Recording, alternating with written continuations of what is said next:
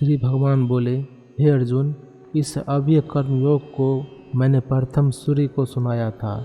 सूर्य ने मनु और मनु ने अपने पुत्र इक्ष्वाकु से कहा था। हे अर्जुन, इस भांति परंपरा से चले आए इस योग को राजर्षि जानते थे। हे परंतप, यही योग फिर बहुत काल बीतने पर नष्ट हो गया। वह प्राचीन योग आज मैंने तुझे सुनाया। तू मेरा परम भक्त और मित्र भी है, इसलिए यह उत्तम गुप्त भेद तुझे बताया। अर्जुन ने पूछा, हे कृष्ण, तुम्हारा जन्म पीछे हुआ है और सूर्य का जन्म पहले हुआ है, फिर यह कैसे मान सकते हैं कि तुमने यह कर्मयोग सूर्य को सुनाया था? श्री भगवान ने कहा, हे अर्जुन, मेरे और तेरे बहुत से जन्म बीत गए हैं।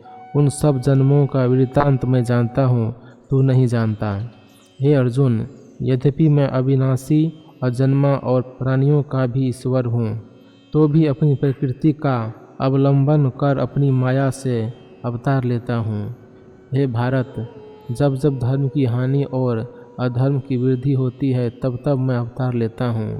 हे अर्जुन, सज्जनों की रक्षा व पापियों के नाश के लिए और धर्म की स्थापना के लिए मैं प्रत्येक युग में अवतार लेता हूँ। हे अर्जुन, इस भांति जो मेरे इस अलौकिक जन्म और कर्म के तत्वों को जान लेते हैं, वे इस देह को छोड़कर फिर जन्म नहीं लेते और मुझ में ही मिल जाते हैं। मेरे अवतारों का अलौकिक तत्व जानने से बहुत से मनुष्यों राग, भय और क्रोध का त्याग कर चुके होते हैं। मेरे आश्रय से ज्ञान और तपस्या द्वारा पवित्र होकर मुझ में मिल जाते हैं। हे अर्जुन, जो मुझे जैसे भजता है, मैं भी उसे वैसे ही फल देता हूँ, क्योंकि वे सब मनुष्य मेरे ही मार्ग का अनुसरण करते हैं। मनुष्य लोक में कर्म सिद्धि शीघ्र होती है और मुक्ति कठिनता से मिलती है। इससे संसार में लोग कर्म की सिद्धि चाहते हैं और इंद्र आदि देवताओं की उपासना करते हैं। ब्राह्मण, क्षत्रिय, वैश्य और शूद्र, ये चारों वर्ण गुण कर्म के अनुसार मैंने ही बनाए हैं। यद्यपि इसका कर्ता मैं ही हूँ, तो भी मुझे अकर्ता और अविनाशी समझो। हे अर्जुन, कर्म मुझको लिप्त नहीं करते और न कर्म फल में मेरी इच्छा ही है। जो मुझको ऐसे जानते हैं, वे कर्मों से नहीं बंधते। इसी बात को समझकर पूर्व काल में मुमुक्षु जनों ने भी कर्म किया था। इससे अब तू भी वह कर्म कर जो पूर्व पुरुषों ने बहुत पहले किया था। हे अर्जुन, कौन कर्म कर्तव्य है और कौन कर्म अकर्तव्य, इस विचार में बड़े बड़े पंडितों की बुद्धि भी चकरा जाती है। उसी कर्म का वर्णन मैं तुमसे करूँगा, जिसे जानकर तू संसार के बंधनों से छूट जाएगा। विहित, निषिद्ध और त्याज्य, इन तीनों प्रकार के कर्मों का विचार करना और इनके तत्वों को जानना बहुत आवश्यक है, क्योंकि कर्मों की गति बड़ी कठिन है। जो कर्म को अकर्म और अकर्म को कर्म समझता है, वही मनुष्यों में बुद्धिमान, योगी और संपूर्ण कर्मों को करने वाला है। हे अर्जुन, जो संपूर्ण कर्मों को बिना कामना के करता है और जिनके संपूर्ण कर्म ज्ञान रूपी अग्नि से जल गए हैं, उन्हीं को ज्ञानी पुरुष पंडित कहते हैं। जो कर्म फल की इच्छा नहीं करता और न उसमें आसक्ति रखता है तथा किसी का आश्रय न कर सदा संतुष्ट रहता है, वह सब कर्मों में प्रवृत्त रहकर भी कुछ नहीं करता। जो संपूर्ण आशाओं को छोड़कर चित्त और आत्मा को वशीभूत करके सब संसारी झगड़ों से अलग रहकर केवल शरीर के निर्वाह उपयोगी कर्म करता है, वह पाप का भागी नहीं होता। हे अर्जुन, जो अपने आप मिली हुई वस्तु पर संतोष करता है, सुख दुख, हानि और लाभ में जिनको पीड़ा नहीं होती, जो किसी से वैर नहीं करता, जिसको सिद्धि और असिद्धि में समानता भाव है, वह कर्म करके भी कर्म बंधन में नहीं बंधता है। जो आसक्ति से पूर्णतया मुक्त है और ज्ञान योग में जिसका चित्त स्थित है, वह यज्ञ भाव से जो कर्म करता है, उसके वे सब कर्म वासना सहित विलीन हो जाते हैं।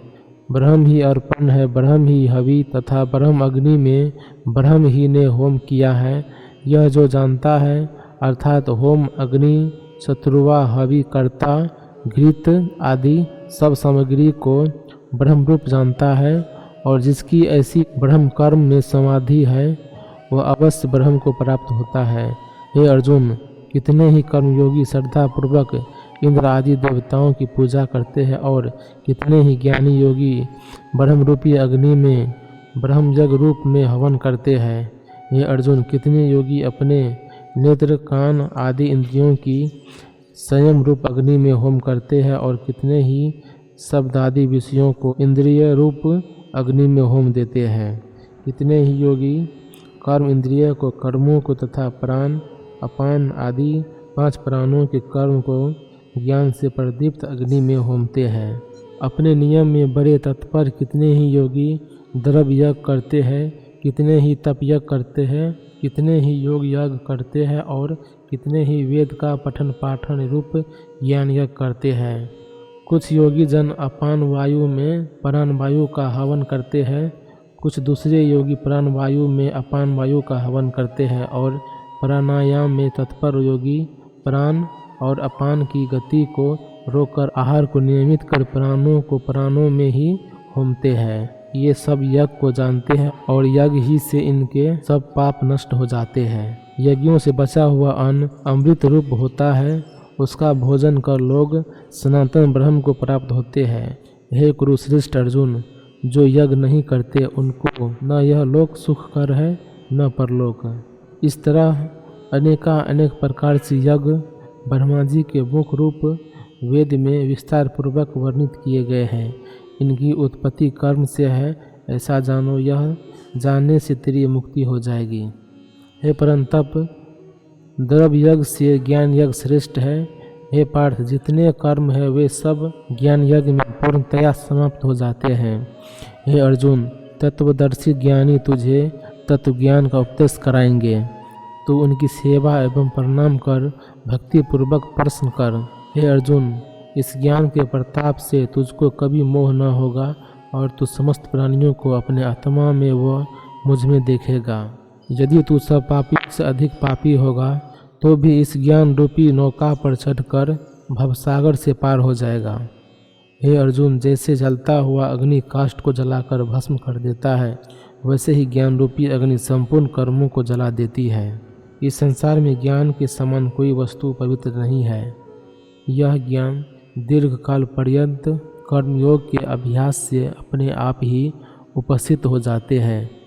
अपने गुरु के उपदेश में आधार रखने वाला ज्ञान की प्राप्ति में तत्पर जितेंद्रिय पुरुष ज्ञान को पाता है और इस ज्ञान को पाकर वह फिर थोड़े ही काल में परम शांति को पा लेता है। जो अज्ञानी श्रद्धा रहित और संदेह युक्त है वह नष्ट हो जाते हैं। संदेह वाले को न इस लोक में कुछ स्वार्थ है न परलोक में कुछ स्वार्थ है और न उससे सुख ही मिलता है।